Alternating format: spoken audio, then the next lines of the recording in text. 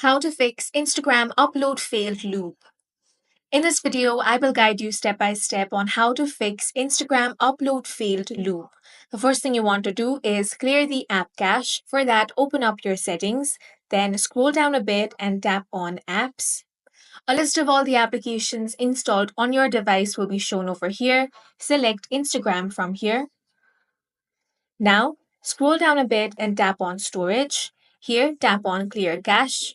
Once that is done, launch open the app and check if your problem has been fixed. If it is not fixed, you want to reinstall the application. For that, tap and hold on Instagram, then tap on the uninstall option. Now tap on OK.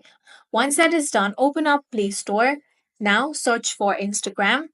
Here, tap on the install option and reinstall the application. Now log into your account and check if your issue has been fixed. If it is still not fixed, you want to open up your settings again, then tap on apps, then select Instagram. Now tap on battery. You want to disable battery optimization for Instagram temporarily. After some time, you again want to enable it. And with these steps, you will be able to fix Instagram upload failed loop issue. And that's it for this video. If you found it useful, make sure to hit the like button and subscribe for more videos like this.